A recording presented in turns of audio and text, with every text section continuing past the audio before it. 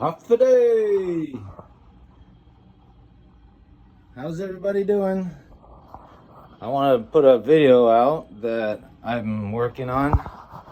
This is our closet in our basement for our coats, and it is taking up room in our bathroom.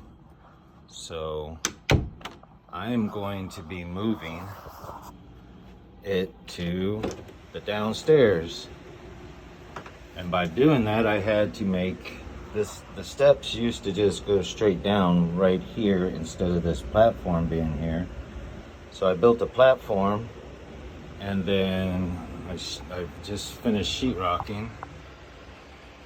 And I'm going to be putting the rail, the coat hanger rail, all the way across here. Well, like up here, so it's above my head. And then I'm going to put a little shelf above that. And then I'll have this little, I put this little cutout here so I have shelves to put, like, we used to have our batteries and things like this on the, it wasn't sheetrock, so we just stuck all our batteries and lights and things like that on there. So I'm going to make a little shelf there for it. And then we'll be able to put all of our coats and things like that in this area. And then I will be able to, that's the bathroom, and I will be able to take this closet out and be able to make the bathroom a little bit bigger, seeing as it's kind of small. And so I sheetrocked it, and I put a light switch here so I can turn on the light just for the cloak closet, because the other one didn't have a light in it at all. And then there's still one here for the basement. Show you our basement. I put a new furnace in, and I'm putting a hot water tank in, one of those tankless ones, and I'll be getting rid of that hot water tank. But here's our basement. And now trying to keep things clean in here, and now I have room underneath the step to put more storage and things like that. But yeah, so I moved the stairs. They came down right there at that point and came down and stopped about right here. So now they come out another 2 foot, and it just gives me room to have the coat closet here instead. And then I can have that room back for the bathroom, which probably will be another next year project. But right now the mud's drying. I just finished putting a coat of mud on it. That's why the fan's down in here. Feels like it's about dry. I'm gonna sand it off, and I'm gonna have it painted today. I put this piece of finish trim on here so that if I did finish the ceiling, I could just put a piece of 1/4 inch in there, because they're when they built this, they didn't even put the headers and stuff on the hangers. They left them proud, so the hangers aren't even doing any good, really. Just the extra nails toenailed into it. But that's what I've been doing. And I used this Proform mud instead of the normal compound that I usually use, the green one. Smells a little different, but it went on all right. I know I'm supposed to put it in a bucket and mix it and add water and all that other good stuff, but my other one, let's see if I can get this down. This one is full of mold, so I ain't gonna put moldy mud on. But that whole box, same size as the bucket, was $15 when the bucket was $25, so just a box of mud. But anyways, that's what I'm up to. Up for day! So My button didn't get pushed again, or I didn't push it or something, but I had it sitting right here on my little tripod, and it was going to be taking a video of everything I did today, but obviously I did something wrong. So here we go. This is the frame that I worked on all day today for the closet in the other room that I built with the green paint. So I got to paint this now, but I made the frame, and then I took these little dowels for putting stuff together, and I drilled all my holes the size of the dowels so that I can use these as shelf pegs, so it's adjustable. And made my frame and all that, and then I made my trim, got it all nailed on, and I'm caulking all the edges. I had to do a little bit of fill on this side and this side because this one was a little short. Nope, that one was a little long, and this one was a little short, because this is going to be the bottom once I get it flipped around and everything. But I was trying to fill this with, so tomorrow I got to sand it all down, and then I can paint it that green color and everything.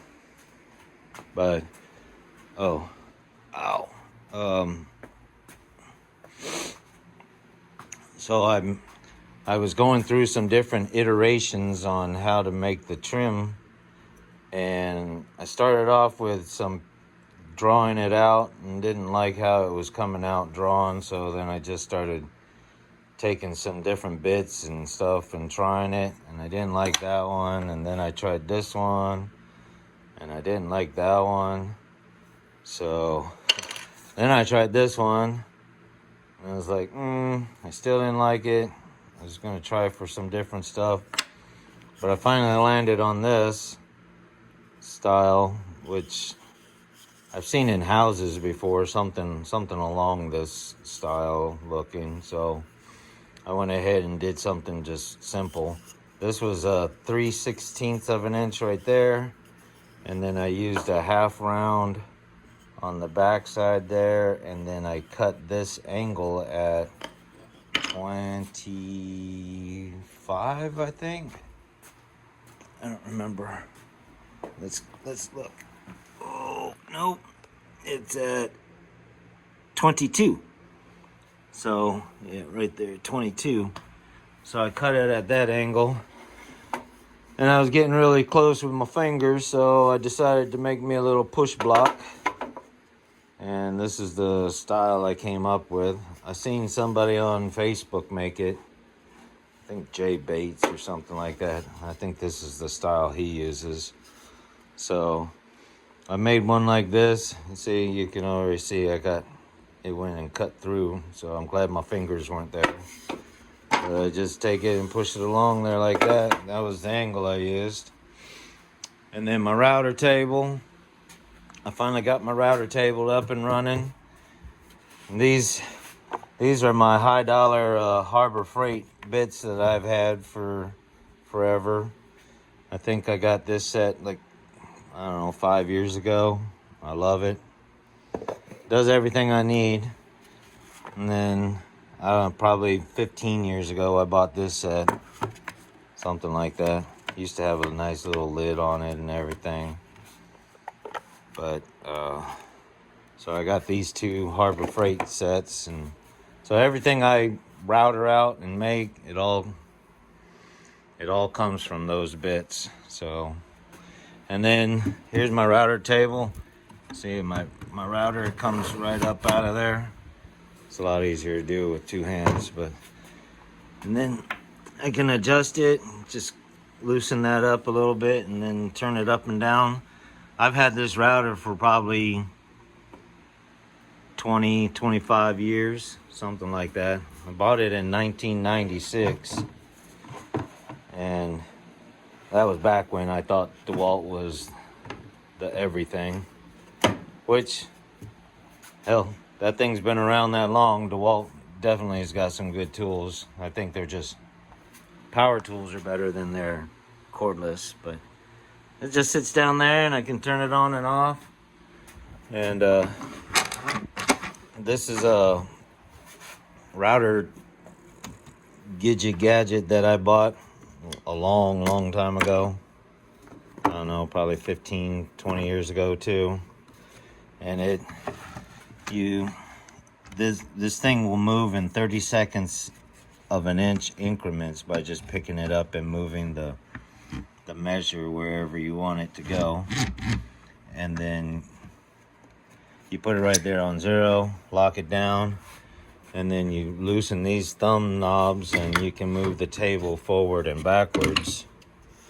Move the table forward and backwards to 0 it. So you can 0 it either to the front of your bit, middle of your bit, or the back of your bit. And then that's when you lock these things down. And then all of your measurements can come off of that bit by just moving this thing a little bit more backwards and forwards. So it goes -1 inch by +7 inches. So it's got a lot of good stuff in it. Let's see. Just turn it on like that and everything works. But I got it up on the... Oh, it sounds like it's time for that thing to get oiled. But it folds down by just taking these 2 boards off of either side, and then the table itself just folds down onto its side. And then Vincent gave me these hangers for my pack outs. So my pack outs will just lock to them. But I'm gonna put my radio, which is right there, on it one of these days. And now my planer is up at a height where I can work on it without killing myself. And then I got 2 more of those hangers I'm gonna put more of the pack outs on. And I got my shop chair now, so I'm not gonna kill myself trying to sit on it. Oh my God, that feels so good. And then, I don't know if I showed you, but I got my drawers. So the bottom drawer is gonna be my drills, and my top drawer is gonna be my tool drawer.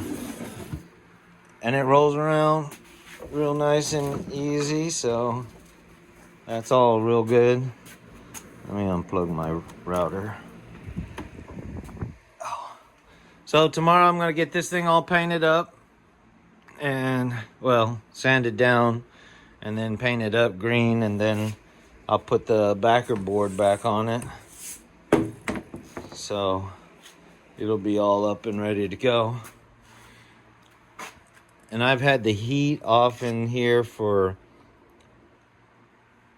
I don't know, 3 hours now, and it's still 57 degrees out here. So it's not hot, but it's not cold. All due to that nice little chicken heater. It's like 15 degrees outside right now, so I think it's doing a good job. Dang good job. So I'll see you tomorrow when I get this thing all done, or I'll try and turn that thing on again and get it working right. All right, out. Off the day. So just a quick note on how I'm coming along. I'm painting the shelves, and the frame is already installed and painted. But I thought I'd show you guys how I just thought about doing the shelves so that I can paint them both at the same time. I have these clips that are made for pulling together the corners when I'm doing framing of the cabinets and stuff. And I was just sitting them down here, and I was going to wait for them to dry and then flip them over and do the other side, when I thought I can take these clips. See how they open up, and you're supposed to like use them to pull together 2 corners, you know, that are at an angle, and hold them together. But I'm just using them to hold the board and hang it so that I can take my paint and paint both sides now. And then I'm gonna take them and put them over here to dry in my paint booth, so they'll be able to dry. Oh man. Oh well. So just a quick note, I'll be showing you these things in quick process and due process in real soon. All right. So I finally got it all put together. Shelves are in, backboard is in. I only put 4 shelves in it. I'm probably going to add to it as I figure out what I'm going to be putting on there. Right now it's mostly batteries and knickknacks like that we need to keep track of. And then, well, I got some coats up here so you kind of see how it's going to go. I'm going to be transferring all the stuff from the closet over to this side pretty soon. I know I was going to say I was going to put a shelf up here, but I'm still debating that, I guess. And then what we had in the other one was I had a piece of plastic blocking off a stud space. So when I put the sheetrock up, I just cut me 2 holes in it. And so now we have a place to push down our used bags and then pull them back out to use them again. So it's all kind of stuck behind there. The reason why I want this stuff like this is so that, you know, we have a place to put the vacuum cleaner and things like that. And then this is our storage and our place, storm shelter. So I want to have a place, flashlights and batteries and all that sort of thing. And then, you know, we got a flashlight up here for when we first walk down here if there's no power and stuff like that. And the backer board, if you can see, I put it on so that it's flush with the rest of the wall. So if I ever do decide to put sheetrock or something on this side, I didn't overstep it or any, and that sort of thing. But yeah, that's why I want to have this area still usable, but be able to use it as a coat rack and all that other stuff. So once all the coats and things are in there, you won't really be able to see downstairs so much, you know. It'll just look like a closet. I put some better carpet or something down, but yep, that's it. Hope you like it. On to the next jobby.